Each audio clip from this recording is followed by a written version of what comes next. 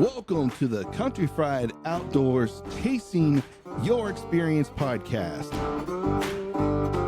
The podcast that will connect you to resources regionally and nationwide to engage them in open, honest discussions so that we can inspire the growth that you need to chase the experience you want. So strap yourself in because here we go.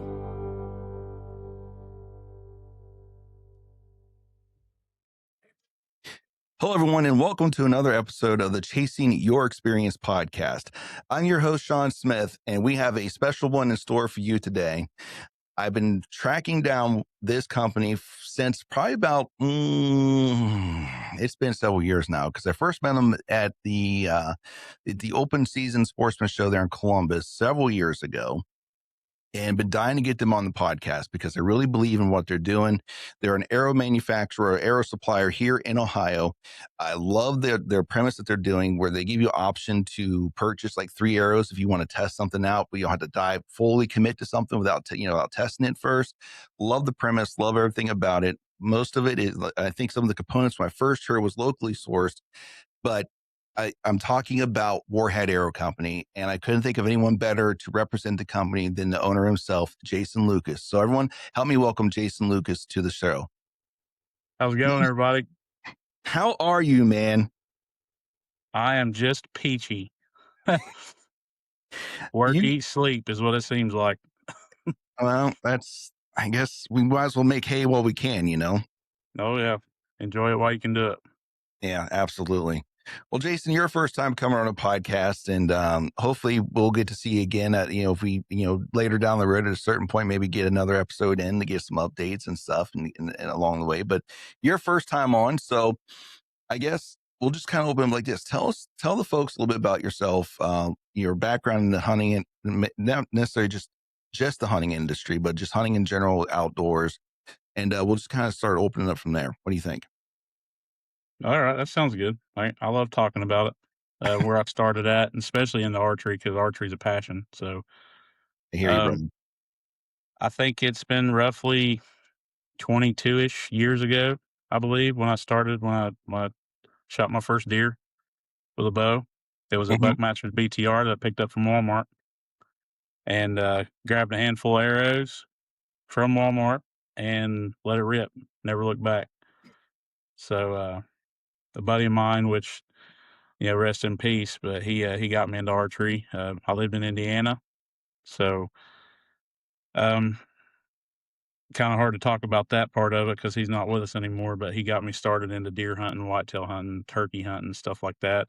My dad got me started into small game, rabbit, quail, grouse, squirrel, that type of stuff. And I love the outdoors, everything about it. If I'm not outside at least a couple times a day, I feel like I'm in a big city. Yeah, I hear you, man.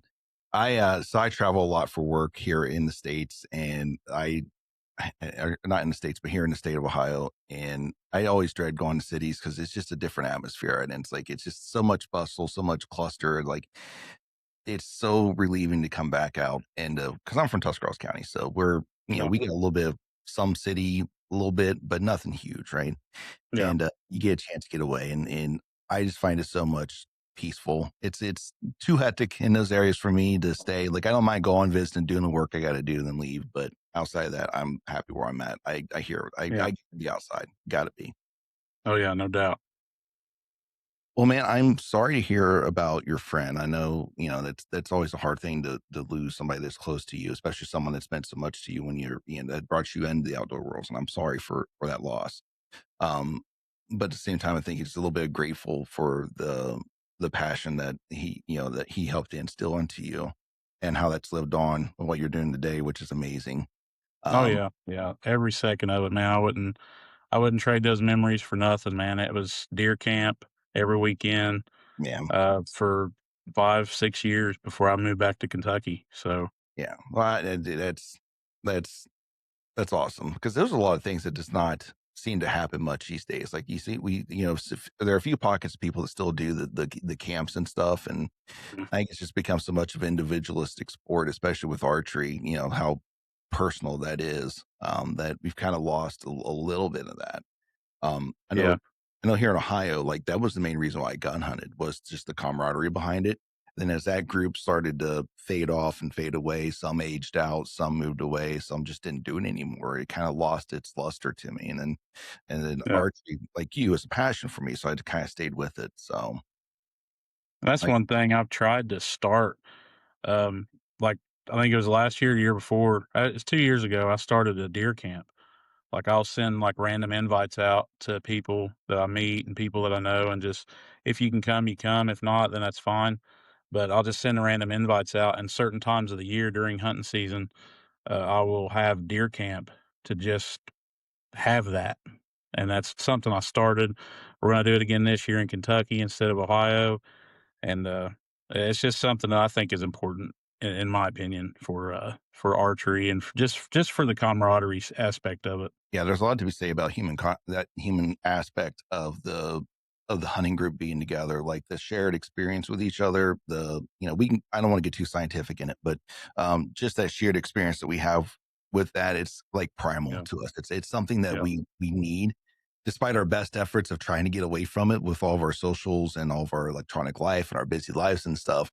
And we truly do need those moments, and it just the clarity that that brings is amazing. yeah. So if you're listening, look at doing stuff like that. I got to kick my own butt for this because I've kind of gotten away from it myself, and I keep saying, "Man, we got to go do this. We got to go do this." And then when time comes, it's like I just never. I just can't bring myself It's to do it. never there. There's never enough time in the day. No, no, and I tell myself at all times, like, dude, there will never be enough time. You just got to do it. You just Yep, go. Whatever. Leave leave the house in a good place when you leave. yep, So it doesn't get too far behind while you're gone, and then come back. You'll be amazed how much of a better person you are when you come back.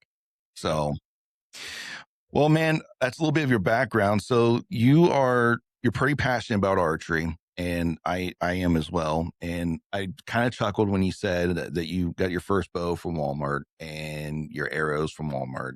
And I'm like, my first bow I bought used off somebody, and I went to Walmart and bought the arrows that came. I seen because he had arrows already. They're aluminum. We're going way yep. back when Oh yeah, before carbon was really popular. So we're talking aluminum, and they're the Easton Game Getters. I think they're like 65 70s or something, right?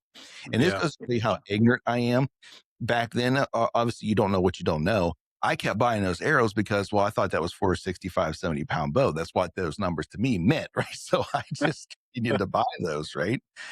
Um, but the point I guess I want to make, like, there's a bit of truth behind ignorance is bliss because back then, what did we know? We didn't know anything. We just know bought a yeah, bow, we put an arrow on a string, we shot it, and then if it hit the bullseye, great. If it didn't, we moved the sight until it did. And then we went out, we yep. went hunting, right? That's exactly what happened. Threw the sight on it because it was a kit, the bow kit. Threw the sight on it, sighted in for 20 and 30, and let it rip. Yeah. Just let it go. Not a care in the world. Didn't care, right? No, I And couldn't even tell you what spine I picked up. I couldn't even tell you what arrow I picked up. I just grabbed a handful of them, like 7, 8 arrows, and just went with it. I I think said I this a grabbed a lot. package of Rage broadheads. I mean, just everything all at once, and I actually still have, and I'm actually shooting it this year, is my original release that I got whenever I bought that bow. Oh yeah, looky there. So, the old bear paw from True Fire. Look at, oh, I'm trying to think what my first release was. It was a True Fire, and I don't remember exactly which one it was. And I've been on quite the journey of different releases in Yeah, handhelds, and I've punched myself in the face a couple times with a couple handhelds, and it's a journey as you oh, yeah. move through. But that ignorance is bliss, man. Can you imagine, like, today, the amount that we know and the amount that we put into things, and then just realize that there's still so much that we still don't know. Yeah. Well, there's people that still do exactly like we did it just because they don't really I mean, archery is one of those things you can dive in as deep as you want. You can get your toes wet or you can submerge. I mean, it's one of those things that you can just do as far as you wanna go with it. Yeah. So And there's people that just barely get their toes wet and just go out and enjoy it, and that's nothing there's nothing wrong with that. Mm-mm. And, I mean, it is what it is, there's different parts of it for everybody, and that's the fun part about archery is you can take it as far as you want. Yeah, you absolutely can. I'm envious of those who are just okay with, and nothing wrong with what they're doing. Like I know it's going to sound bad when I say this, that are okay with just grabbing their bow. They throw this, they get Mod Podge, whatever it is, and they go out and they're successful, right? I'm Yep. envious of those people because the amount of work that I do, and sometimes I think I've gotten a few lines on my forehead because of the Yeah. worry of why can't I get this thing to time? I don't understand what's going on. Just the worry behind some of these things. So I'm envious of them, but Yeah. It is nice, it's simpler. yeah, it is very simple, very simple. But I think that's a good point to hear for a lot of people too, is that you don't really need to get that in the weeds. Like if you get on YouTube, you get on any of the social medias, and I'm guilty of this myself at times, right? But you get on podcasts, um, social medias, TikTok, Instagram, YouTube. There's a lot of people there telling you that you absolutely have to do it this way, or you absolutely have Yeah. to make sure that this is, or you won't be successful. And then I think it dives people in the wrong direction, Yep. or get them worrying too much to where they spend too much time dealing with that versus just going out and getting the experience that they really need, you Yeah. know, because you were successful before before you know what you know today. You threw together a bow, went out and you harvested your first deer. I didn't know you had the broadhead tune. I knew nothing Yeah. about it. I just threw, and to be honest with you, I didn't even shoot the first broadheads before. Like I just threw them Yeah. on, went out hunting, and luckily the deer were close enough that it didn't matter. But you Yeah. know, but it still has success, right? We still see success. So I guess the point of it is like don't let the noise cloud up your judgment or cloud your perception that you can't be successful unless you do all these things. So Yeah, and there's a lot of people that I've talked to, like, at shows and stuff that are kind of not really overwhelmed, but kind of don't wanna get into it because they think it's so technical, and I'm like, "Dude, just go get a bow and an arrow and sight it in and go hunt." I was like, mhm. don't just keep it simple. Don't overthink it." And you'd be surprised on how many people that are actually afraid to even get into it just because of that. Yeah, I yeah. Well, I mean, and look at the barrier of entry now, though. Like here in Ohio, our do you know what our stats are for deer season with compound bows or long bows compared to crossbows? I haven't looked at it. It's tremendously swayed towards crossbows. Like shotguns and longbows have killed the same percentage of deer in Ohio, and it was like 13% of the harvest was with longbows and shotguns. The number one was the straight walled cartridge, followed by crossbows was number two, and Yeah. those two will fight with each other back and forth over the year to see who's going to be number one. So Huh. the barrier of entry, and again, archery has changed a little bit because of crossbows. And I'm not anti-crossbow. This is conversation is not going in that direction. I'm not anti-crossbow. It is what it Yeah. is. I understand that, right? Um, it just goes to show that there. I think some people may be afraid to pick up that vertical bow or that long bow or the compound bow, whatever you want to call it, and get out there and do it. Yeah. Um, because of some of these, like guys, just try it. Just pick it up, try it, see what you think, because it's easier. It is easier than you think if you don't overcomplicate it. Yeah. A lot of people don't they don't they're so used to guns and so used to crossbows, you can shoot a deer at 100 yards away. And with a vertical bow, you bring them into your lap. So it's like Mhm. a lot of people don't want to put that effort in sometimes. And it's just like, it's simple. Just go out and hunt, scout a little bit.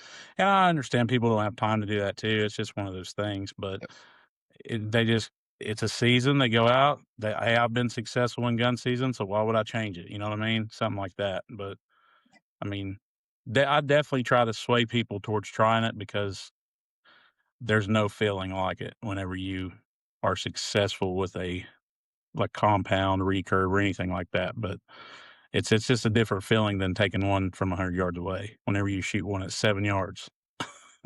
It's Dude, it's a major rush. It is a major rush, man. And I want to take a moment to talk about something that has transformed my approach to hunting. That's mock scrapes. I was introduced to the Scrape Doctor system 2 years ago in Columbus, Ohio. And let me tell you, it changed my game. If you're looking to dive into mock scrapes or just need a fresh perspective, I highly recommend checking out scrapedoctor.com. Their insights have been invaluable, and it's been great to see how my skills have developed since that first meeting. What's more, our relationship has blossomed into a fantastic friendship. And to celebrate that, I want to share an exclusive deal with you. Use code CountryFried15 at scrapedoctor.com to save 15% on your purchase. Trust me, you won't regret it. Um, I remember that first one I told you about, like the first I harvested with a bow, basically right underneath the stand. He was a little 6 point. You would have thought that I killed a 200-inch like monster. That just the excitement I had. And there's nothing. I'm not trying to compare that 200-inch deer has more value than that 6 point. That's not what I'm saying. What I'm saying is, I guess, the perspective for most people. Like this was Yeah. the excitement. I'm surprised I was able to stay in my tree stand. I didn't like fall out of it from all the excitement that I had. You know, the guy was back in the day when we just had belts. I don't know if you remember those at all. Yeah, Um, I actually we have one. oh, I have The actually, silent slide. yeah, I actually fell with one on. Um, I'm very grateful for harnesses these days. Let's Yeah. just put it that Oh, way. yeah. Very grateful for harnesses. Um, man, yeah, the excitement that you have, and also like I had a really good experience with a buck on the ground. I've told the story a couple of times on the podcast, but him and I is 20 yards from each other. He's a, big 5-year-old buck. He didn't score very well, which that's not important, but he big buck, right? 20 yards, eye level. I'm on the ground and, and I wasn't even ready. Like I was away from the tree. I was peeing, and when he started to come in, so I like crawl back to basically to the tree where I left my bow and then get everything ready to go, and still was able to get an arrow on him. And just that exhilaration of that close, being there and having to work through all that, I totally understand exactly where you're coming from with that feeling that you get from being up close to the animals. Like Yeah. that's there's it's hard to beat. It is really hard to beat, especially when you have that when you have that experience, man. So let's dive into a little bit because we're here to talk a little bit about obviously about Warhead Arrow Company, and I want to know some of the story behind it. Like, how did you get involved with the company? How did and then eventually, ultimately, ended up to you being the owner of the company. So let's talk a little bit about that. Well, the company started, I think, back in 2020, I believe, or 2019, 2020, somewhere along those lines, Hmm. whenever Gerald opened it up. And it had ran for like probably a year, I believe. And then let's see, what was it? I think I went to his shop and traded in a bow for one of the new elites that came out those years or whatever. And he had mentioned it to me about, hey, try, check these arrows out.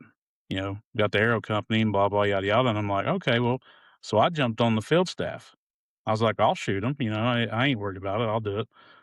And so I've shot them for years before I even became anything part of it. And had success with them. Great arrow, still shoot them obviously to this day. But, few years fast forwarded and, he kinda reached out to me one day and was like, "Hey, man, I need help. Do you want to kinda buy into the company and become part owner?" Obviously, right off the rip, I was thinking, "Yes, absolutely, I'm doing it." But then reality, I'm like, "Do I really have time to do this?" I was like, "I'll get back with you." Had to think about it, go over with the wife if I even wanted to try to do it, and kinda like almost like a silent partner type deal. And so I agreed to it, bought into the company, became part owner, and a few years ran it. Definitely time consuming because the shop was over there, a little bit of a drive for me. So I had to do my thing and then drive to the shop and do everything that I do here at my house now. Hmm. So a little bit of time frame there and stuff like that. Um, then one day we talked and he's just like, man, I'm getting older, got a job, a different job or whatever. He said, I'm just kind of getting out of it. He said, I don't really want to mess with it anymore. He said, I don't want to, he's quite a little bit, I won't say quite a bit. If he watches this, I'm sorry, Gerald, but a little bit older than I am. So he's kind of, he wanted to get out of that part of it just because of that and different things. And I was like, okay, man. I was like, well, what's the plan then? He talked about selling it to somebody else. And then I come home and talk to the wife about it. I said, hey, I said, there's so many people that are shooting these arrows and so many people that back this company. I said, I don't want to let them down. That's exactly how I said it. No joke, not trying to beef myself up or anything. That's Mhm. exactly what I said to my wife. I was like, I don't want to let them down and sell it to somebody that doesn't care about the company and doesn't care about what we've kind of built. He built a solid foundation, and then whenever I came in, it just kept building a little bit, and I was like, I don't want to lose that. I was like, I don't want to let them people down. I said, he offered, if I'm going to offer him, he didn't offer, but I'm going to offer to him to buy out his half. And that's basically what I did. So I had a different plan for the direction of the company where he was based around, he wanted dealers and stuff like that, which is a good thing. But I wanted to base it around basically website stuff to have that one-on-one with people more often. Mhm. Because when it was the other way, you didn't really talk to people a lot. Like, you didn't really you basically you didn't have any inventory, you didn't have anything because dealers would just wipe you out, and you didn't when people would try to order stuff off the website, there was nothing there. Yeah. So I was like, "I'm gonna change this around this way so I can have this right here, one-on-one with people and talk to people." I talk to people every day. I love it. I love talking to people just about anything, even if they're having issues with stuff. It's one of those things that I think the archery industry is kind of left behind with that one-on-one with people and companies and stuff like that. And that's just my opinion that I think that's important. Mhm. But yeah, I took over last year, 2025, and here we are a little over a year later, and it's doing better than it ever has. You've taken it to that. I think a lot of businesses started to go to that direct to consumer approach, Yeah. where they can control it. And so I understand it's not maybe a direct metaphor or direct analogy, but around this area, we used to have a cable company called Time Warner Cable. Yeah. And so Time Warner had their own techs, had their own people that went out and installed stuff for you, right? And so they thought, well, you know what? We could probably save a little bit of money if we contract this out, right? So they contracted out, have other people do the work for them. And then you soon realized that they were losing control of the quality of what was happening. They lost control of Yeah. what was going on, right? And so they said, you know what? We need to start bringing our people back. And so I kind of equate what you just said to kind of the same premise. Like, okay, so we're going to build this product. We might start small, right? And where we have that one-on-one, we can build those relationships. And all of a sudden now we're growing where we want to grow. And we think our best bet is to have other people do our speaking for us, right? So we're going to have dealers do this for us. We're going to sell inventory to dealers. Dealers can process this. Not a big deal for us, right? Yeah. Well, then you start to lose control of the product at that point in time. As you just said, right? You lost control of the quality. You don't know exactly what the dealers are saying about the product. They don't know how they're handling it. And you're losing those conversations with the people that help grow the company. Not Yep. not not like the TikTok, like where you buy like, hey, give us $20 and we'll make sure you get 20,000 views. Not something like this. Like we're Yeah. talking true growth, right? Yep. You were building the relationship with those that are going to be more of a lasting, more of a diehard customer to you with that. And so you said, you know what, we need to bring this back in, and we're going to go direct to consumer. Where I have the interactions, where I could promote the company, where, along with my selected, field staff, shooters, whoever they are, right, that I personally have selected or the group has selected. So Yep. yeah, I see the sense behind all that. Yep. Despite And dealers, oh, go ahead. sorry, I still have a few dealers, like some smaller dealers. Mhm. Like my biggest dealer is Mike's Archery, and a few smaller dealers here and there. I don't shy away from dealers, but I don't want giant dealers. Like, you know, I don't really know, like people that can take small quantities Mhm. is basically what I'm looking for. And I don't really look for it. They reach out to me, and I look into them, and I'm just like, yeah, okay, we can do that. We can try it out and see how it goes. But that's just part of the building process is if I get a few dealers here and there, it's not going to hurt nothing because I'm a one man operation and I have a full time job. So time frame there is also, I believe in getting product out fast. I Mhm, believe in quality control. So I literally weigh every component, every arrow, everything to make sure everything is consistent as I can make it. mhm. And it's just a time thing. So I don't want to get overwhelmed with so many dealers, but I do keep a few just for the aspect of a few things. Yeah. I will say something about your quality control. Like when I've weighed arrows, now different batches, I might get a little bit of variance between one set that I got from another. But like if I order a set of arrows from you, like they are almost like spot on. Yeah. Um, so the last bit of 204s or 200 subjects that I'm building because I needed it's the last of the arrows I had I could cut and resize. All of them came in at 504. So I think it was 28 and three quarters. We'll just say 28 and three quarters carbon to carbon, or at least that's what my mods all said. And it was 28 and three quarters, where I cut it down to. And then stainless steel insert, 125 grain point, and then the normal componentry in the back, the IP5 knock with the knock collar, and then three air razor talon vanes came to 504. Every single one of them. I didn't weigh a couple of them I have, but I've come to the point where I just trust that what you said to me is going to be pretty spot on, Yeah. and that's what I get, and that's what I found. And each one of them came out of the six I made, all came out to 204. I'm sorry, 504 at that point. So which is a little bit heavier than the one I've been shooting with the 300 fine. Those were down to like 430 something. I had those at and shooting those. But I don't know. I'm thinking I'm gonna end up jumping up a spine. I think I found the 200s were flying a little bit better for me than the 300s, but that's a discussion we'll get into, man. Here in a little Yeah. bit. But dude, I'm excited for you that you're now at the reins of this because I've seen some exciting stuff you've been doing. The directions you've been going, like you've been kind of expanding your beyond arrows. We'll just put it that way. Like you've gone beyond arrows. You got your components. You've got your light and knocks. You have a lot of stuff that's available online. But now you're starting to get into other products. Like I see your deer camp. I see your seasonings.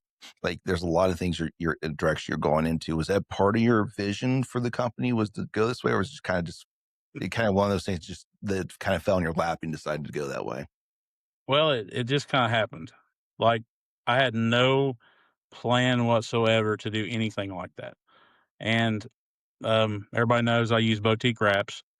Well, we share a collective through Shopify. So you can actually buy his wraps on my website now. And it's just something that Shopify offers because that's where my storefront is. And you can actually go into collective and look at different companies that sell different products. And they give you like a percentage margin. So if I would sell a different product and somebody would buy it off my website, I would get like 10 or 15%, and I don't even have to touch it. So I was thinking, well, people's wanting this stuff, and I get different feedback from everybody. Hey man, you should try this. You should try to sell this. Like people want fishing stuff. So I got on there and found a company that does fishing stuff through Collective. So everything that I have on the store, I personally don't touch. It goes directly to them when you order it, but I just get like a 10% or whatever from every sale. So it's kind of I didn't really plan on expanding like that. And there's some stuff that's probably going to go away, like some of the jerky stuff, because it just wasn't doing anything. Mhm. But I'll go through that more the more I go through my website and finalize my website and just kind of fine tune it and stuff like that. But yeah, it just kind of happened. I just started one day. I was just like, we're gonna add this, and then see what happens. And that's pretty much where it came from. So let's before we start diving deep into arrows, like so I get on there and originally it's like, okay, so I see arrows, and then you go to this one spot and there's seasonings. I'm like, well, we just totally did a 150, like a 180 turn what we're doing here. So let's let's give a little homage to the seasonings here. How did that happen? How did you get involved and decide, let's start, we're building arrows. Now let's do seasonings. What happened there? How did that come about? Well, the thought process is if you harvest anything, you cook it, right? So it's kind of a one-stop shop if you want seasonings. And me and Hunt Chef have been friends for quite a few years, and met him at a show at the Columbus show quite a few years ago. And that's back when I had just my YouTube channel before I became the owner of Warhead. And I was like, "Hey, man, I do a YouTube channel. Can I get some seasonings maybe to put on there?" And then I started doing seasoning videos for Hunt Chef and did that, yada yada blah blah. We've talked through the years and just become real good friends and stuff like that. And I was like, man, what would it take for me to have like my own seasoning line for Warhead Arrow Company? This was last year, year before. And he's like, it'd be simple. He said, send me the recipes, we'll get it going. I was like, okay. I was like, well, that works. I was like, here you go. Cause I already have lists. Got a list already. So it worked out. I mean, he sends me the stuff, I put my label on it, and I mean, it's a one-stop shop. You go out, you take your deer, you take your turkey, whatever animal you're hunting, and skin it out, clean it, and now you got seasonings to put on it. So that's kind of the direction where that came from, basically. What is it you're offering season wise? Because I know you have like your newest one was the Slinging Tacos that came out. Yeah. Um, so what are some other ones you got rolling? I've got a sweet heat, so a little sweet on the front end, a little heat on the back end. That's the other new one that came out this year. Hmm. I've also got like a more coarse one. It's like a steak rub. So you just got bigger chunks of seasoning on it, like for burgers and steaks and all that stuff. Then I've got basically a beef rub. Hmm. So you can use it on anything beef. I use it on everything, like potatoes and all that crap. But it's mainly designed for beef and venison and just got that kind of beefy flavoring to it. And then the other ones for like chicken type stuff, poultry, a little more garlicky. I use it on everything too: eggs, potatoes, green beans. I mean, I almost put it in my cereal because I like it so good. But I mean, it's pretty good stuff. But that's pretty much it, really. That's awesome. And those are all available on your website too, right? You can, Yes. yeah, awesome. Yep. I want to get some because I'm running low on some of the ones that I've had in the past. So I'm going to try some. And the Hunt Chef, I got some of his stuff. He's got some Yeah. great things. I The make, only bad thing about seasonings is the shipping. Shipping's bad with anything yeah. because I don't control the shipping. It's part of the Shopify stuff. So Mm. it automatically puts shipping in whenever somebody orders something. So if you order seasonings, I mean, you end up paying out the butt for seasonings when you can just go to the store and buy it. I hate that, but I mean, it is what it is, I guess. That reminds me, I have a question for you when we go off air about the shipping. So I will ask that off air. I won't make you answer it while we're talking. Um, so next question I have for you then. So that it's awesome you're going the route with the seasonings, but let's start diving into the arrows now because you have a newcomer to your arrow line that came out earlier or late last. No, was it late last year or early this year? I think you It came out. was January. Okay, so it was like right, quarter one, Yeah. Q1, first part of the quarter, you dropped the new arrow. But before that, you had a pretty good lineup already. So let's talk about your arrows and your lineup and what people should expect from them. I know it's a lot to talk about, but we'll break it down.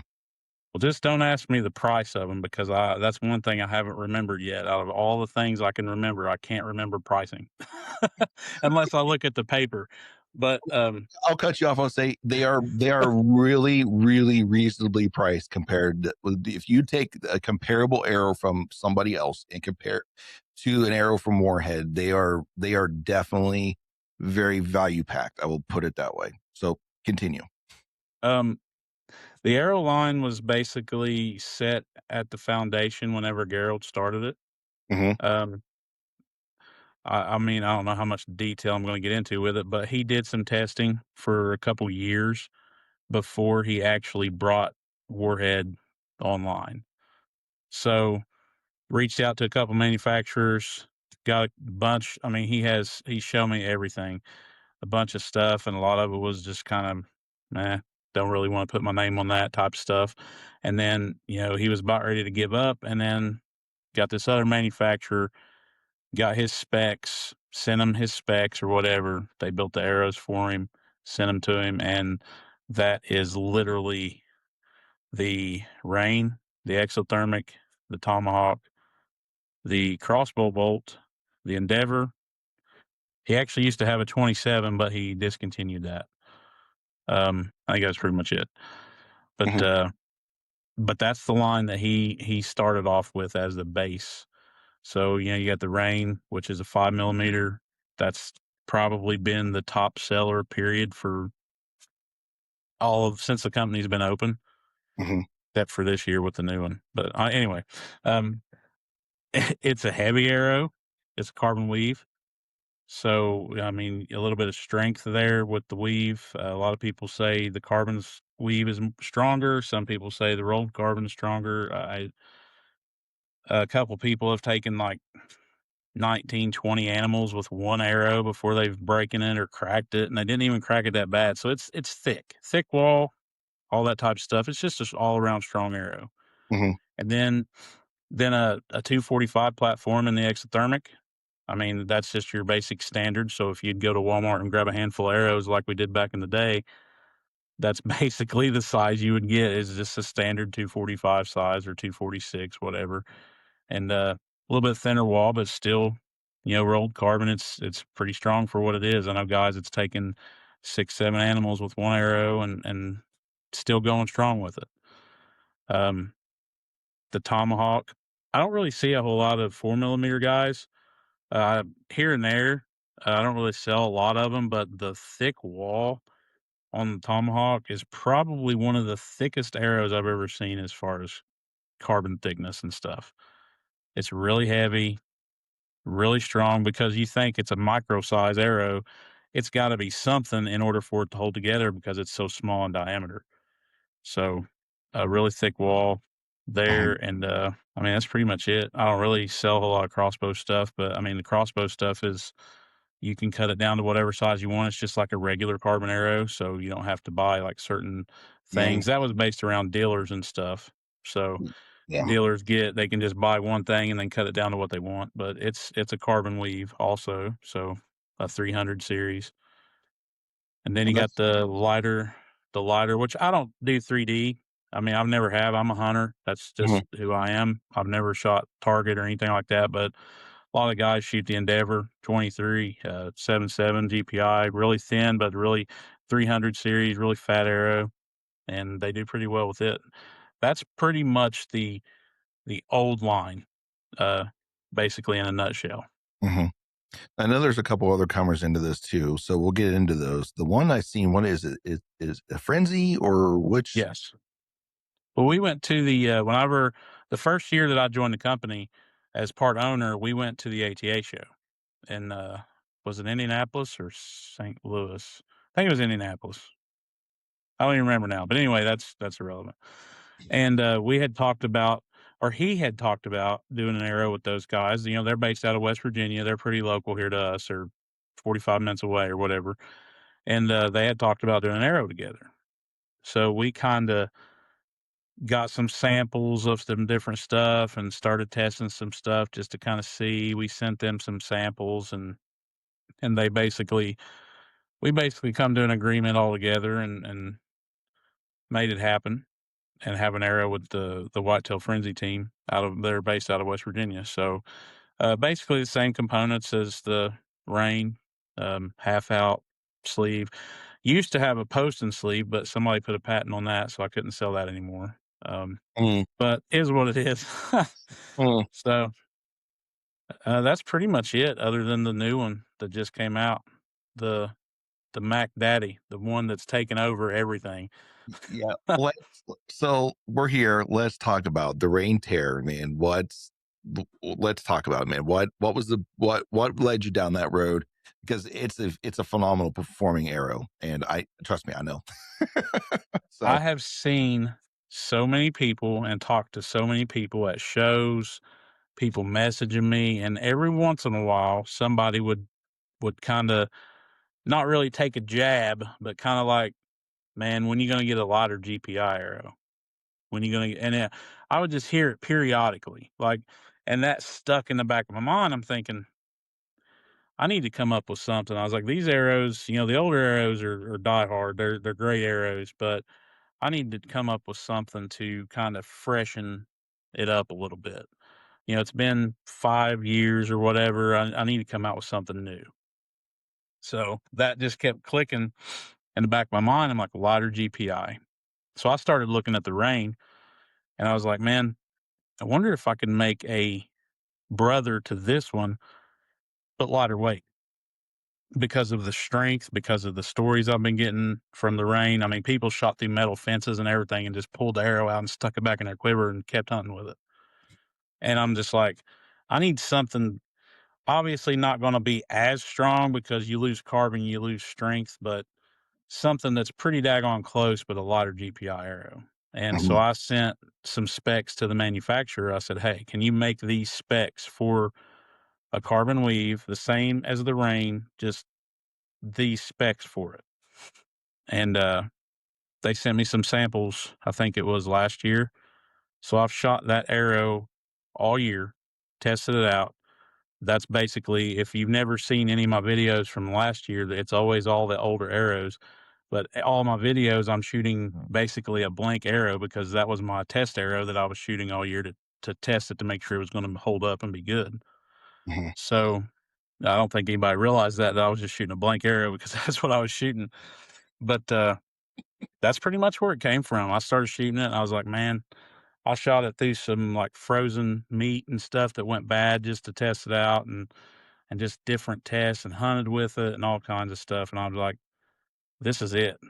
You know, I built an arrow and it was like 400 grains. And I was like, this is definitely it.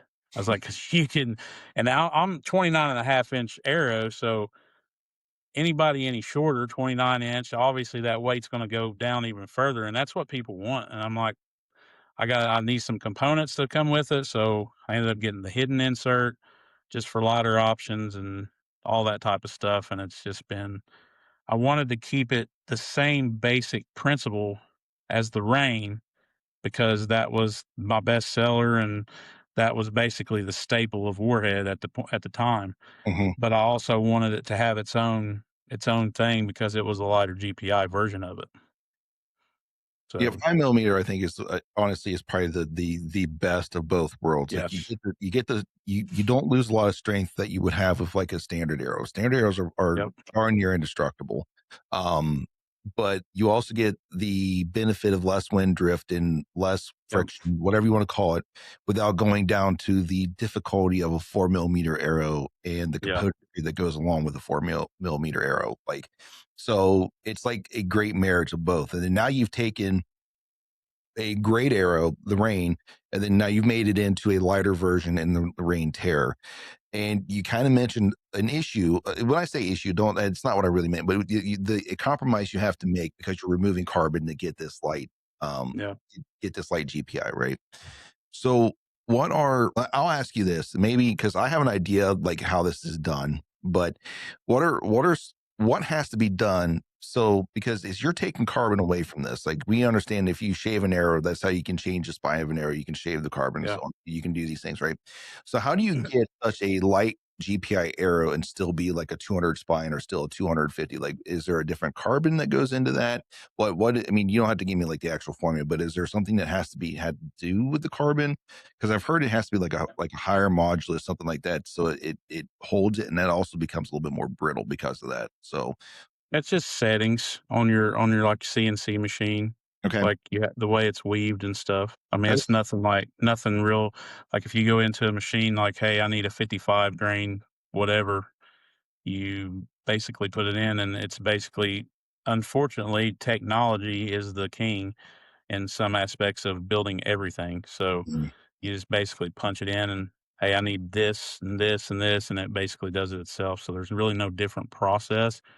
It just it's the way it's programmed, I guess. okay. Nope, that makes sense. And that I think that's something that a lot of people like. I will tell you, like of the light GPI arrows I've shot, the Terror has been the most durable that I have personally seen. I'm embarrassed to say how many of another company arrows are sitting in my backstop that are broken that I've gone through. I've also had one of those blow. I'm not going to name a name. I'm not here to bash anybody directly, but I've had one of those blow up in a deer, literally, and Dang. not yours. It was another company.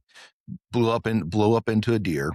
Um, and then that's what kind of led me down the road to really start looking hot and heavy for something else. And that's what really kind of led me towards you guys. And so I shot the rain. I got a 3-pack of the rain because the Terror wasn't quite out yet. And I had seen that you were getting ready to release the Terror, and I was kind of holding off for that to show up before I really dove into it. And as soon as it hit the market, I got on there, bought, I think, a dozen of the 300 spines. And then I got to start cutting those down and got those sighted in and went out and shot a doe with them. And I've, if I have an issue with that arrow, it's typically like I will bend an insert, and that's if I hit something hard, like, Yeah. because I shoot ridiculously distances. I'm bound to miss something at a certain point. I'll bend an insert. I can't Yeah. say that about the other company I was using. I was more up to break an arrow than I was to bend an insert. So Yeah. with you guys, with yours, that's what tends to happen more often. If I do something stupid, it'll bend an insert. And I'm not saying that the quality is bad. That's all I'm saying. Like, I literally hit something hard, like a cement block or something that was in my backstop. Like, I've done Yeah. that. I finally broke one of yours. During a 3D shoot, I accidentally clipped a tree. It was overhanging. I clipped it. It hit the ground and it broke in half. I don't know I think the other half broke after I hit the tree, but I finally was able to break one, like full on break. And I'm like, well, that's new to me. I mean, it's gonna happen. And that'll happen with anybody. It's one of those things. It's carbon. So, Mhm. and I've always been a guy that, like, I don't shoot. Like, I will shoot like frozen meat and stuff, but I won't shoot like cinder blocks. And people are shooting steel plates, and that's great. But at the end of the day, the arrow's just gonna break at Right. at concrete or metal or anything like that. I mean, it's all the end result, and that's something that I never understood as far as testing. I know it's for content, but as far as testing and stuff goes, I never really understood that because it's like, what are you looking for? Like, are you just seeing which one breaks less, or because it's gonna break? Yeah. Yeah. But, I mean, it is what it is. I mean, things happen. Sometimes on certain runs also that I've found, and I've talked to the manufacturer about this, some of the runs that you get, like in the beginning run, like if you do like, say I order 30 dozen of the 300s, like the first few arrows will be weaker than the middle run.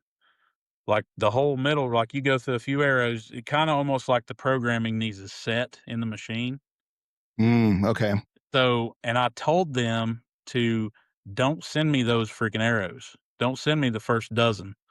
I'll pay for them. Just don't send them to me because I don't want them. Mm. Because I can't tell the difference unless they mark them. Hey, these are the first ones. But I think they still send them to me because sometimes I'll get some that just break, Hmm. and then some that you would think that you could like pull a car with it or something. That it's so tough, and it's like, why is this one? It's got to be what it is, but Who knows? who knows? Who knows? And that first run of that two might be not as set up as the other one before it starts going through. Who knows? I don't know what it is. Like, I'm basically speculating because I have no clue. Yeah. Well, I mean, smacking it off a tree, I mean, that's pretty good. Even if you have 2 pieces or a couple pieces, that's still not bad because it's a friggin' tree. Right. No, I am not talking crap because it broke. I'm just saying, like, I finally was able to break one, and I didn't purposely shoot a cinder block or it's like my backstop. We dug out a spot for a pool, and that's where we put all the dirt. And so whatever was in there, because this used to be an old clay factory where I live, so there's like chunks of Yeah. brick, there's like all kinds of stuff in the dirt here, and that's what's there. So eventually, if I'm 130 yards and I miss my mini moose target, it'll hit that backstop, and every now and again it'll find something hard in there, and then Just don't miss. just I well, mean, that's what they say. You just don't miss. But I'll tell you what, you go ahead and shoot 130 yards, see how many times you hit a mini moose. Like, every now and again, you're going to miss. I get lucky to shoot past 40. It just happens. It, it just happens, man. Well, let's dive into this. So you tend to go a little bit on the heavier, like the original errors were a little bit on the heavier side. So let's dive into some of these questions here, and I got some random off the wall questions for you. First off, light versus heavy arrow. Which direction do you tend to go, and why? If I had to pick one that I could only use the rest of my life, I would go heavy. Okay. And when you say heavy, what do you mean by heavy? What would be the grain? What would be your tipping point grain weight to say heavy? My arrows on my other bow are 600 grains, Okay. and I know there's that whole rabbit hole with speed versus kinetic energy, whatever, blah blah. My thought process on it is I've always shot a heavy arrow once I got past that ignorance part of just going to Walmart and grabbing arrows. Hmm. I've always shot a heavy arrow and I've never had any issue with pass throughs. I've never had any issue with, and I shoot some slow bows. Like my bows are not, this is the first speed bow I've ever shot this year. So naturally I went light because I wanted speed just to try it out. Hmm. But I've always shot slow bows. I always shot heavy arrow. Like my arrows are 580 plus, 580 to 600 since I've been hunting for the last 22 years in archery, and I've never had an issue. So I think it's more of a that's just what I've always done, Hmm. and I've never really tested any other way. I think that's more towards why I do it or why I would pick it because I've never had any problems with it. Right. So I hear people argue. You made a good. You are right. I hear the argument about the light arrow. Like, well, you want the speed for the kinetic energy. I'm like, well, if you've ever done the kinetic energy calculations, so take your Sicario, right, that you're shooting, and then run a heavy arrow through it, run a light arrow through it, and then do the KA calculations.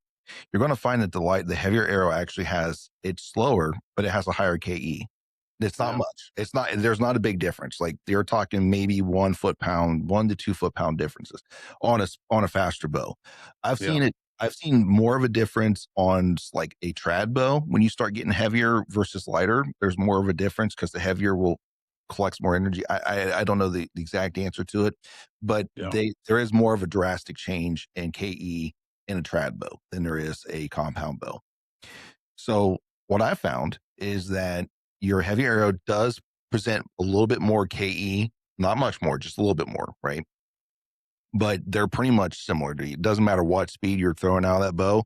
So yeah, it's really more the bow than the arrow that's yeah, producing the KE. So your Sicario, which is one of the faster ones on the market today, it's going to produce X amount of KE. And I'm going to guess it's somewhere around 90 to 95 foot-pounds. Somewhere around there is what your KE is going to end up looking like because of just how fast that bow is, especially if you're shooting it at its true specs of, whatever it is, right? And it doesn't matter if you're shooting that bow at 350 feet, 300 with a 350 grain arrow at 350 feet per second, or a 500 grain arrow at 270, whatever, right? It's all going to be around that 90 foot-pound mark. yeah, So that's what I've found in a lot of the testing that I've done myself. So it's more the bow than the arrow when it comes to KE. And I just finished recording an episode with Brent from A3 Archery Custom Bowstrings. And let me tell you, I'm impressed. Brent has over 30 years of experience building custom bowstrings, and it all started from his own personal need as a professional indoor archer, needing a set of strings and cables that he could rely on for precision and consistency, and not constantly dealing with peep twist or bows coming out of time. Brent offers both platinum and premium sets of strings. Platinum strings are made from the new B99 Bloodline fiber. You're not going to find a better fiber out there. And the premium strings is from the old and true BCY 452X. So if you're in the market for a set of strings and precision and consistency is at the top of your list, check out a3archery.com and order your set today. And as a special treat, use the code COUNTRYFRIED. It'll save you 15% on your next set. Because that velocity, I understand it's velocity favored in the KE calculations, but it's not as drastic as you think. And like I said, the heavy arrow kind of wins that. Not by much. yeah, It does win it. Um, I'm about to really dive into time to target is the big thing I think most people are arguing today when it comes to light versus heavy. And I don't want to get too far into it right now because I'm still kind of dabbling a little bit. yeah, Um, but I can tell you off the top of my head, heavy versus light. Um, the difference between the two time the targets is faster than we can blink. Yeah. So there's not a huge difference when it comes to time to target. There is a little bit, but not a huge one that I've found so Yeah. far. But anyways, so you prefer the heavier over the light. I've been have you ever shot like light arrows hunting wise, or is this your first like time really diving into them now with that Sicario? This year is probably my first. Well, I think the lightest arrow I ever shot was the exothermic. Okay. The rest of them have been heavy. I mean, they've been 500 plus, 550 plus. I think my lightest arrow I've ever shot was 560. I think I said 580 earlier. I Hmm. think 560 was my lightest arrow I've ever shot. Okay. So, I mean, the first time ever. I mean, I'm sitting at 450 right now with the Terror, Hmm. and I mean, FOC is good. Everything's flying great. Penetration, all the above. I mean, we're going to see what happens this deer season, but I think it'll be good either way. Yeah, I think you'll be so. I think you'll be just fine. Um, Especially with that bow. That thing's got to be screaming with a 450 arrow. Have you put that on a chronograph yet? Yeah, it's about, I think, what was it, 307 or something like that. Yeah, 30. Yeah, yeah, yeah. That thing's screaming for 450 grain arrow. Screaming. Yeah, it's pretty legit. I used to shoot four fletch too, and I love four fletch, and I'll probably end up going back to it before deer season starts just because. But I took down some weight also by taking a vein and going back to three fletch. And I mean, it doesn't save a whole lot, but just every little thing I could get to get it as light as I want it, but yet build the arrow the way I wanted it also. I think an all around perfect weight for whitetail is 450. Anywhere Mm. 430, 450. That's just typical in my Yeah, opinion, I guess. But yeah, I agree. I agree with you on that one. That's typically where I end up at with most of my arrows, somewhere between. I'm usually in a gamut, especially when I started building a little bit lighter. So it's somewhere between 430 to 470, where I usually end up at, depending upon what point weight yeah. I'm using. So I always use the outserts. I have a disdain for hidden inserts. Most of it is unwarranted, but but I just it's something with me and hidden inserts. Like I've had a couple bad experiences trying to get those to set, and they set up too quickly on me, and I just kind of just got away with it, got away from them. Like I much rather just have an outsert pop it in and be done. So, but I do not like hidden inserts at all. Like I don't even I can put them in blindfolded, and I absolutely do not like it at all. I'm almost to the point to where I could say I hate it. yeah, I'm glad I'm not the only one that because I really seriously like because everyone's like I would have hidden insert. I'm like man, I don't know. I don't really care for them that much, but I'm to they're the point to where I'm just like, no, you don't. You do not want a hidden insert. Here's a half out. This is where you need to go. so. I mean, do you care to maybe dive in a little bit? Like why? Yeah, I don't like it mostly because number one, I want something where I don't have to add another part to it to keep my arrow from splitting on me. So if I put a hidden insert in and I put a field point or broadhead on that, there's a good chance that arrow's going to split when I hit something, right? Because there's nothing there. It's just carbon that is rubbing up against. So I have Yeah, to add something to this now to make this work for me. yeah, And just setting it the correct depth. Like, I got a buddy of mine who was starting to dive into this. I think he's getting ready to order some arrows from you, right? And he's asking me about this hidden insert. Like, what do you think? I'm like, I don't like hidden inserts. Here's my reasons why. He's like, well, do you think I need to buy the tool to set it? I'm like, no, here, let me send you a video because I seen your video. And so I sent him yours where you have it kind of half screwed onto the field tip or field point to insert it. I said, I would probably do that. I said the biggest thing I run into is depth. Make sure you have it at the right depth because if not, you're going to have broadhead sticking out the end with the shaft with the shaft still showing. Like there, you just got to make sure you have a good depth, and like you're better off to be a little bit deeper than shallower because as long as you can get some purchase, you're better off that way versus getting all purchase and still sticking out the end of the arrow. So, yeah. anyways, but yeah, why do you hate them? First off, the putting them in, installing them. I don't like it. The tool I've got from Iron Wheel is great. Um, you have to clean it off every little bit, but um, I've tried it with other glues. I've tried it with think Boutique told me about the JB Weld stuff that sets up in 5 minutes. I tried that, did not like them. I've had I've done the whole process correct. Cleaning the shaft, roughing the shaft up, cleaning the component, cleaning everything. Everything is done right, and then you go to insert it, and it dries, and then people are still pulling inserts out. And I'm like, "What the frig is going on with this stuff?" So, I tried different glues. I've had better luck with the black BSI. It gives you a little bit more time to set Hmm. stuff, and because I used to use the pink BSI, which sets up in 10 seconds. So, you imagine how fast I had to move and how perfect it had to be to get it in there the first time. Um, but just the overall install, it's so tedious and time consuming. But another thing that just kinda recently surfaced is some of the, broadheads. Some of these companies are beefing up their broadheads. So with a hidden insert, the fat part of the ferrule won't go down in the shaft. Even though says it's a 204, the broadhead, it won't screw down into it. And that's You one issue that I do not like at all because it's like, you don't have that problem with a half out. you don't. And it's because, let's face it, nothing is ever perfect. No matter what you do, no matter how much you try to make it perfect, it will never be perfect.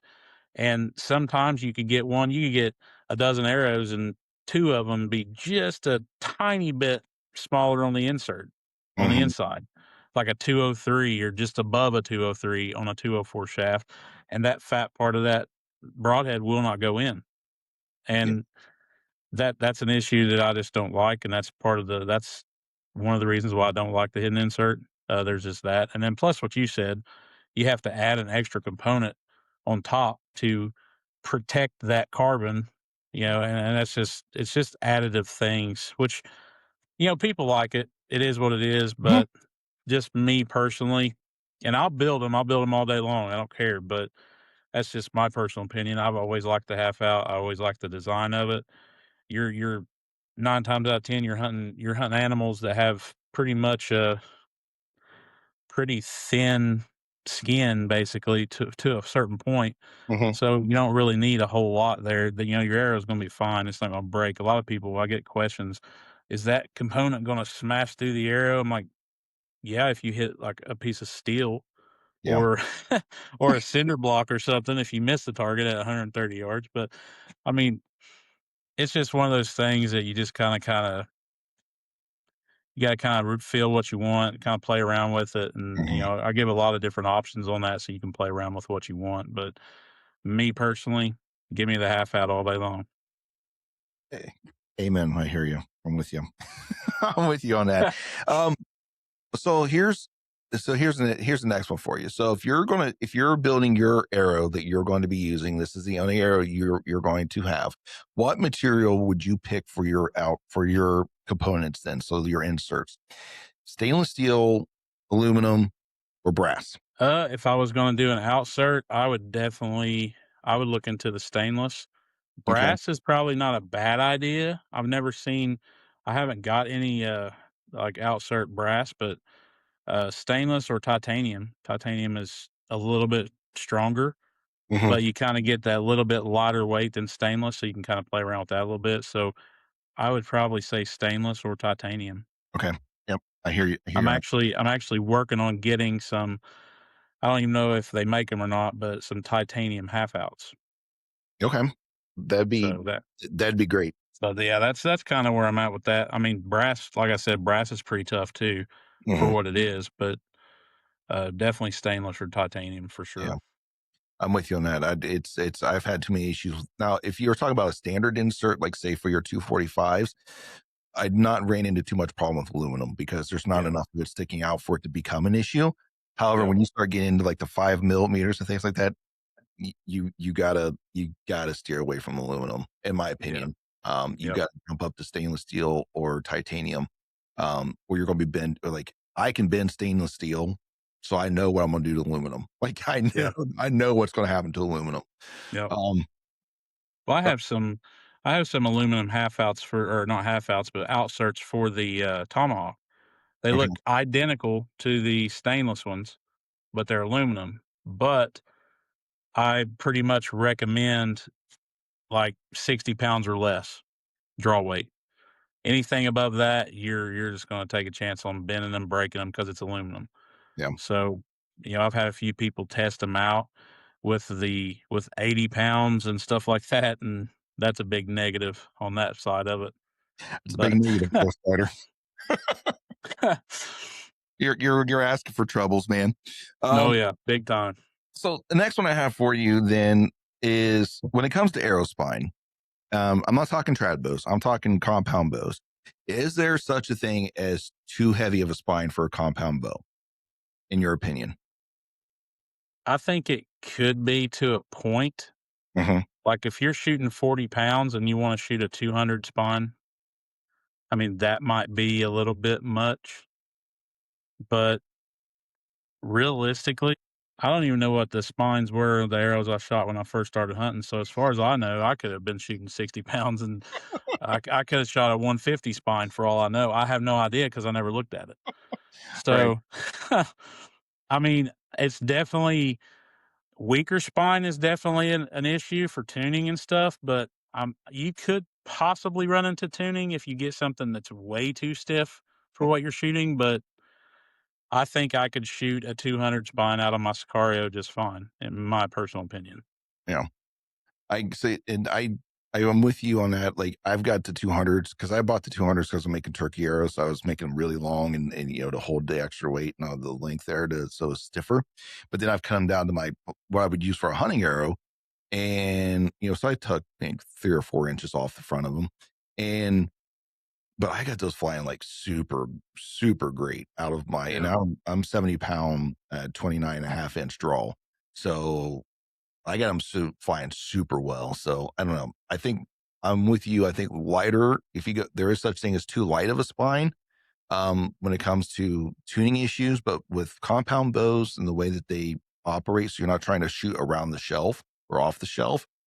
I don't think too stiff is an issue versus just the added weight. Like you're going to add weight to your Yeah. arrow because it's a higher GPI. So Yeah, um, you actually lose a little bit of that spine if you do put some front end weight on it. So it doesn't really matter if you put a 200 spine up and you shoot 200 grains up front or 150 grains or whatever you shoot, you're still putting a little bit of weight on it. So it's still going to make it average out, I guess, if that makes sense. you're right. And then you can stiffen it by putting weight in the back, and you can Oh, weaken it by putting weight in the front. So yeah. you can play Like around with it a little bit. I always up spine my arrows. Like I'm shooting a 250 spine. I could shoot a 300 because that was my test arrow for a year Mhm. was a 300 spine. I can shoot it just fine. I just like less flex whenever I'm shooting. I think it obviously corrects itself faster, but I'm always like the stiffer spine arrow. That's just me personally.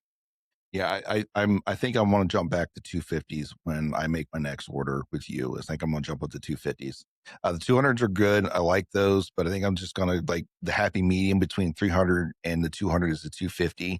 So like I can reduce a little bit of that overall weight, but still be in a ballpark. I'm assuming my bill is going to be somewhere around 475. I think Yeah, if I jump down to the 250, which I think is like primo for me at 475. Um, but yeah, I agree with you. I like the favorite to go up versus down. And yeah, 300 for me, I'm flirting with, because with the stainless steel insert and 125 grains up front, I'm flirting on the line between a 300 and a 250 on most arrows. So, yeah. but I'm just gonna close my eyes and go to my shelf and just pick one like I did at Walmart and see what happens. see what happens. And Yeah, all these and I'm like, see, this is what you can do. It's like one of those things where yeah, people go to Walmart, like, I'm gonna go buy the Walmart boat. I'm gonna have a whole season shooting this just to show yep. you guys that it can be done. And you're gonna be like, well, I'm gonna go just pick an arrow and that's what I'm gonna use. And it's gonna be a 500 spine for my Sicario. five, That'll five, be my luck. I'm like, dang it. watch that thing bend in half as Yeah. it's going down, like wobbling, like porpoising down the range, man. Well, I When got it leaves the bow, it's just gonna be like this the whole time. flying down. Oh my goodness. Before we close out, I got a couple more questions for you if you have time, if you don't mind. But so you talked a little bit about four fletch versus three fletch, and so your favorite more of the four fletch going back to that, is it like an aesthetic thing for you, or do you see that there's a in your observable, uh, I guess what you observe, is there a better performance for you? Like, do you get better steering? Do you get better accuracy with it? Like, why go back to four fletch?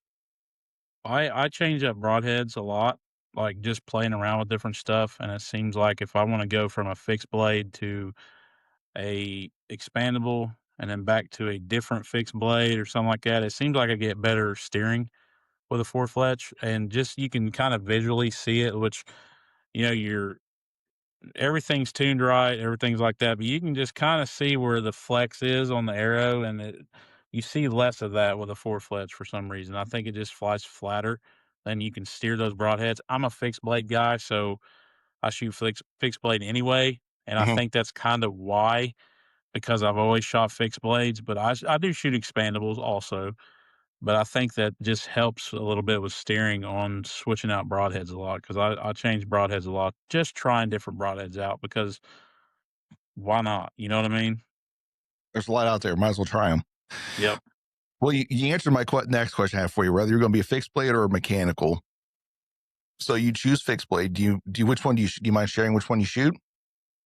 My go-to fixed blade is the REK FX4. I've shot it for the last couple years. I Hmm. actually have one laying here beside my computer.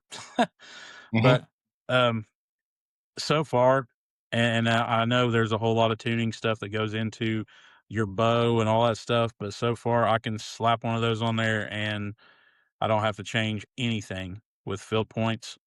Now, keep in mind, I don't shoot past 40 yards when I'm hunting. The furthest shot I've taken on a deer is 25 yards in 22 years, and that was last year in Kentucky. Hmm. So my biggest buck to date was 7 yards. So there's not going to be a whole lot of fluctuation anyway, Right. for the most part. But I can slap that on there and interchange my field points and not have to change one single thing. And it's nice. It's strong head. It's very accurate. I've never had any issues with it, and REK is a great company.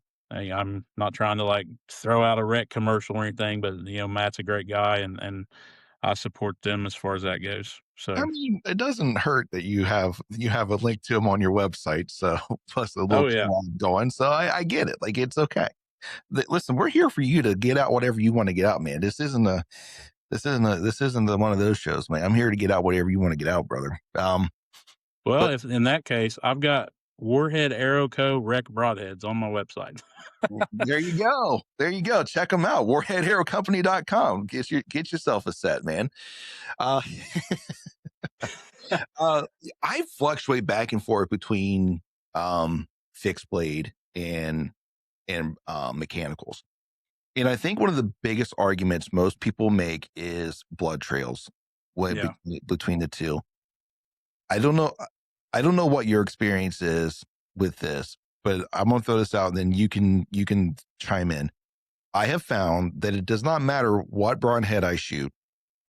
A blood trail is going to be a blood trail no matter what. I've put big cut mechanicals through deer that if it wasn't for the snow, we wouldn't have seen any blood, right? Yeah. Um, and I'm talking double lung or liver lung, like something that should be bleeding, right? Yep. And then I've put a inch and a 16th inch fixed blade through a deer, and you thought that we put in a huge gash and it's just leaking blood everywhere, right? Yep.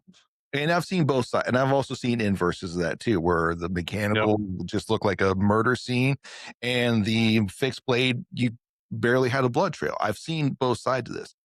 What is your experience in this? It basically boils down to, and I know you're thinking it probably, is shot placement.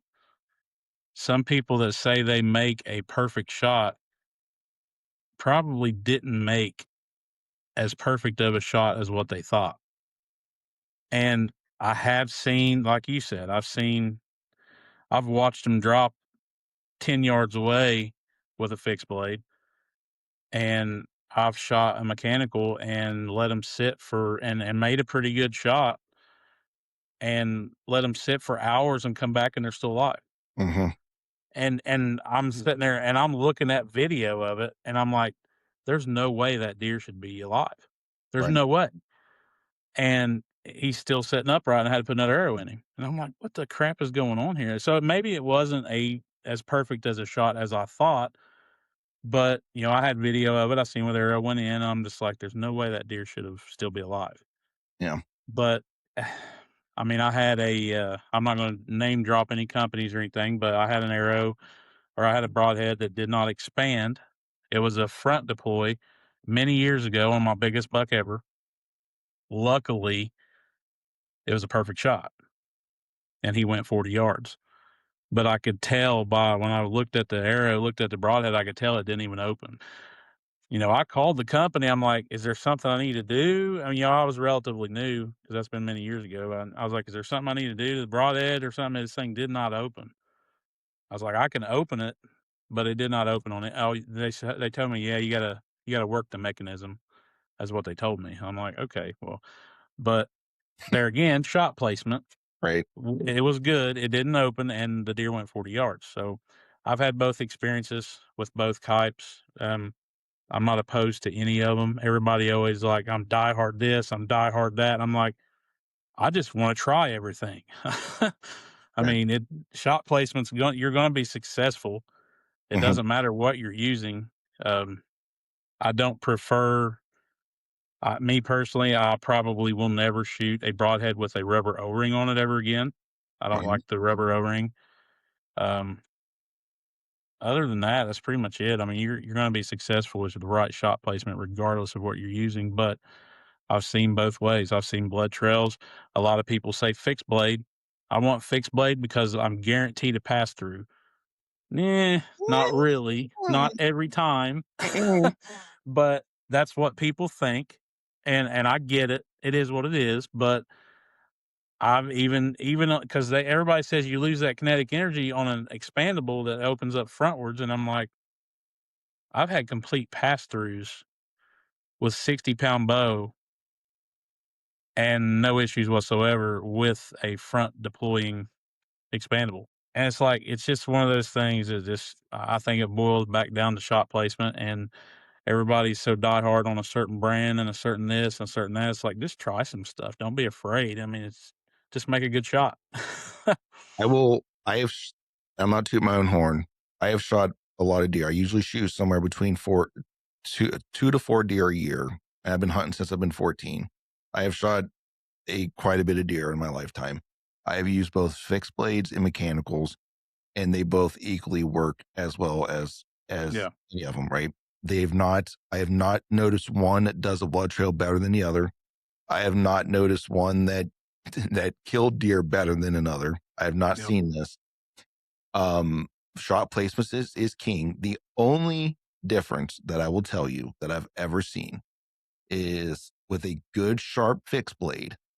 I see more often than not that the deer wasn't 100% sure what happened and Yeah. they don't run off as far. That is the Yep. only thing that I've seen different. That is it. Yep. I've shot multiple deer with a sharp fixed blade that they originally jump from the sound. They might trot a couple steps and then they stop and they look around. And then next thing you know, don't they fall over Yep. because they didn't know what happened. Like, what was that? Yep. I was after a doe one time, and this doe was probably the smartest animal that was ever created. And she could smell you 30 miles away down upwind. So finally, she came in one day and I got a shot at her and she didn't go 10 yards. And I had just a little Amazon special fixed blade, Hmm. just playing with them, just trying them out. She didn't go 10 yards. And I'm just like, okay, cool. This is my broadhead forever. And then I'm like, nah, I'm trying everything. Forget it. Hmm. But I mean, same thing. I've had deer. I've shot deer with fixed blades before, different fixed blades, and like you said, you would think that you didn't even hit the deer. There was so little blood, and then other times it looked like a friggin' river. I Hmm. mean, it's just one of those things that you just and people. The bad part about that is, and it don't really drive me nuts, but it's like people just don't understand. People blame it on the equipment. And it's like, did you really make a good shot? That's the thing. It Mhm. wasn't, because a lot of people like pass throughs because you get blood on both sides. I get that. I've had a situation before to where I didn't have a pass through and didn't hardly find any blood and never found the deer. And I mean, it happens. But had the shot been better, probably would have found the deer. Yeah. But a lot of people just like they'll blame oh, I'm never shooting that broadhead again because I didn't find 7 gallons of blood laying everywhere. It's Yeah. like, I mean, that's the whole part of learning how to track and learning how to do that, making a good shot first and foremost. But, it is what it is. With a good shot, it doesn't matter what you use, it's going to happen.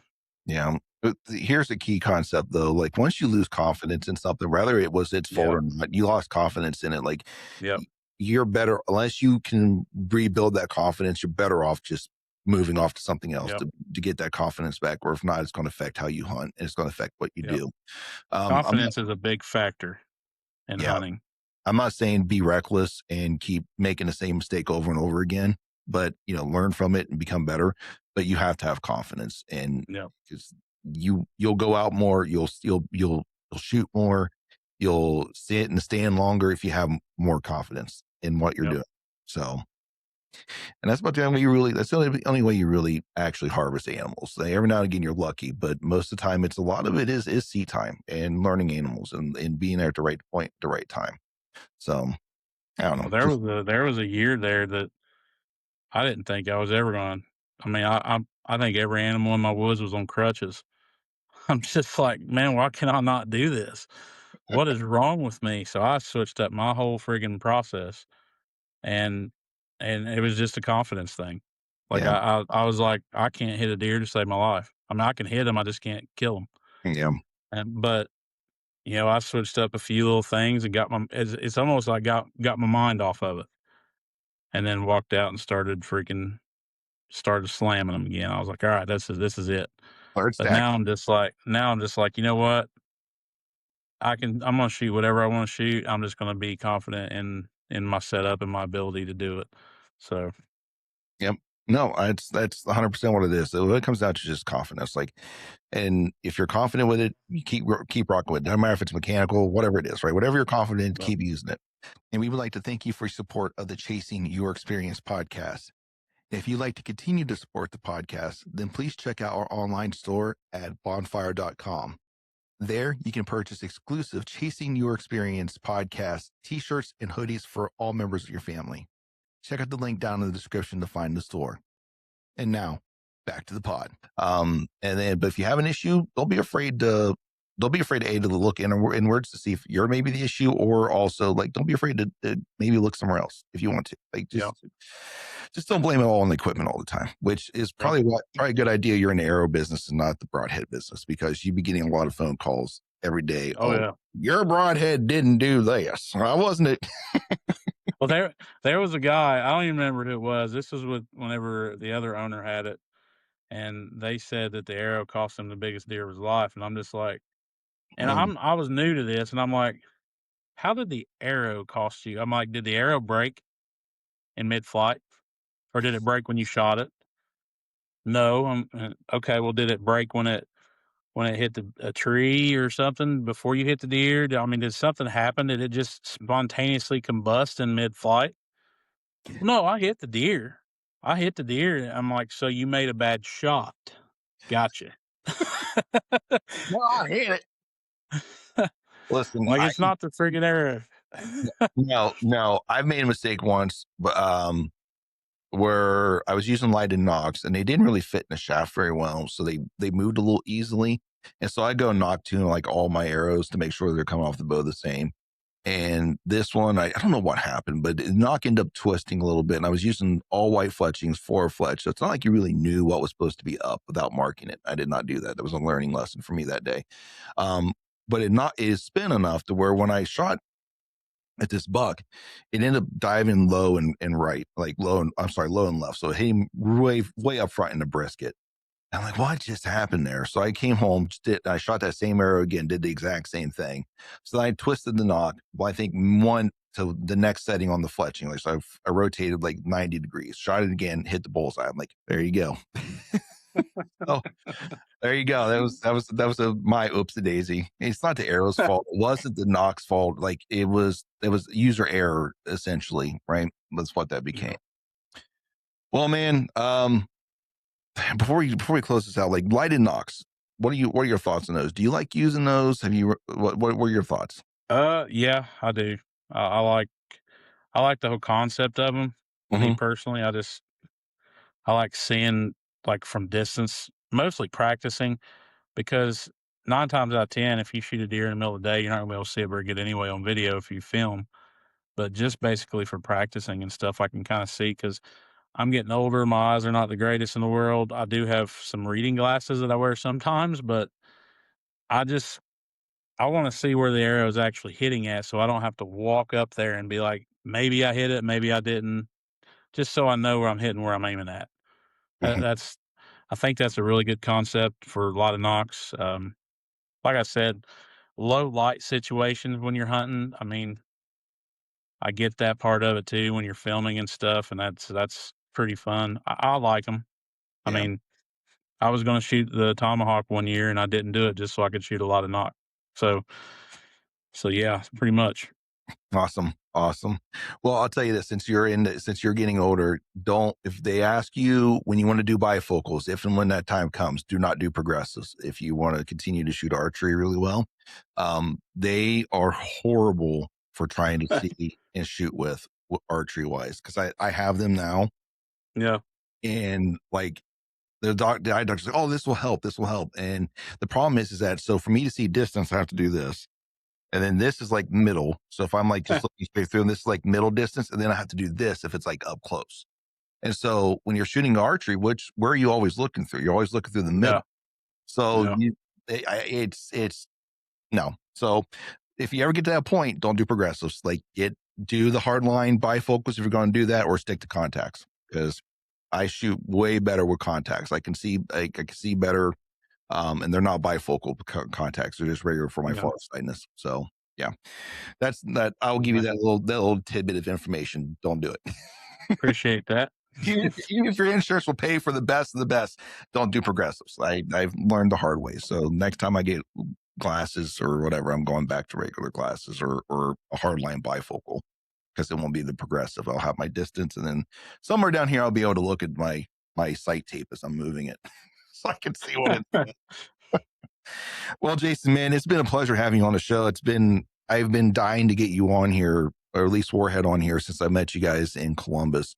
Is there anything else you want to get out before we start the show, before we really close this down? Oh, I don't really have anything specific. Just get out and shoot. Well, let's see. Is there anything that people should be on the lookout for with Warhead Arrow Company here in the very near future? Is there some little tidbits and things like, hey, you guys might want to be paying attention because we got something big coming out, or are we status quo right now? It's kind of steady right now. Like I've been thinking about some different target stuff, but as far as the arrow line goes, I think it's pretty good for now. Mhm. There might be some different spines. Like I'm working on a 400 spine for the Terror for like some of the women that shoot and people that shoot lower pounded and stuff. So I'm working on that because that GPI is going to be freaking stupid. But What other than that, possibly just different spines of different stuff and things like that, but nothing real big right now. Just case in point. So what is the lowest spine you have in the Terra right now? Is it 350? Yeah, What's the GPI on that? 6'9". 6.9 GPI on a 350. Um, Yeah. because And the I'm thinking either 6'1", 6'2" on a 400 possibly. It's yeah, not going to be a big gap there, but if you go any lower than that, you might as well just throw a straw on your bow and shoot a straw. yeah, One of those pixie stick things. yeah. Oh, pretty much that's what man, that's what you ought to do. you come up with a women's only arrow and call it the pixie stick. That would be awesome. Could be a good idea. That's trademarked. Do not copy. Somebody's already got it right now. They're somebody somewhere is hacking your system. They've already got it. There It'll I be got on it. the market before Listen, the end of the day. I'm not that popular. Someone has that amount of time on them to do that, then Hey, you'd be surprised. Some of those bigger companies, some big corporate stuff, you would be surprised no, I on wouldn't be what surprised. they do. I would I wholeheartedly believe what you just said, that they are doing stuff like that, because Yep. that's what it is. Well, my man, it has been a pleasure. I have, like I said, I've been dying to get you on here for a while. I've been hounding you for a while, and I apologize for my insistency to keep bugging I you. I try to get on, and I'm just like, man, do I have time to do this? Because where my mom's having her issues and stuff, I try to fluctuate my time and go over there and see her because she don't have much longer, and I'm just like, I got to do this, I got to do that. I'm like, where is the time? So Yeah, it's understandable, man. And I say that tongue in cheek. I don't really mean anything by oh yeah, by that. Like, it's just been one of those things. Like, I've been dying to get you here, and I'm glad we finally were able to connect and get this episode out. Well, Jason, as we close this out, where can people find you at? Website, all those. warheadarrowco.com, Facebook, Instagram, TikTok. I do have a YouTube channel. It's my personal YouTube, but I've incorporated Warhead with it, so it's Jason's Killing and Grilling / Warhead Arrow Company. Um, that's pretty much it. All the social media platforms. Awesome, man. Well, I appreciate you jumping on here. Is there any final words of wisdom you have for the crowd before we shut this down? Words of wisdom. Shot placement. Shot placement. Practice it. Know it. Learn it. Learn your equipment. Sleep with your bow. Sleep with your arrows. Know your equipment front and back. Shot placement. Now you sound like a Marine. This is my bow. There are many like it, but this one is mine. Somebody breaks in the house, I'm just gonna pull my bow out. I don't know. I've seen you shoot. I think I'd rather take my chances with you with a gun than I would a bow. I think I've seen you shoot. I think you'd be able to get that arrow to go around a corner if you wanted it to. I get lucky sometimes. Well, Jason, thanks again. I appreciate you coming on. And ladies and gentlemen, I appreciate y'all spending the last hour and a half with us. I understand your guys' time is important and valuable to you. And we don't take it lightly that you chose to spend the last hour and a half with Jason and I talking about Warhead Arrow Company and pretty much all things arrows. It would be much appreciated if you guys would like and follow the show on the podcast platform you found us on. And also, if you'd like a little bit more about Country Fried, follow us on our social media accounts on TikTok, Instagram, YouTube, and you can catch the podcast on Spotify, Apple, iHeart, Amazon Music, and also the video feed will appear on YouTube and Spotify. So check us out there. But, ladies and gentlemen, until our experiences cross paths again, may y'all have the courage to fail, yet the humility to learn. And as always, hope you stay safe out there, and God bless you.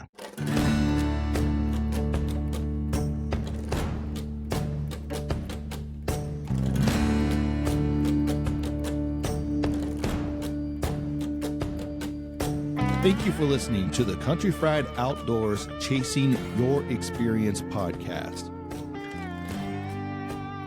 Before you go, don't forget to leave us a review and follow the show on the podcast platform of your choice.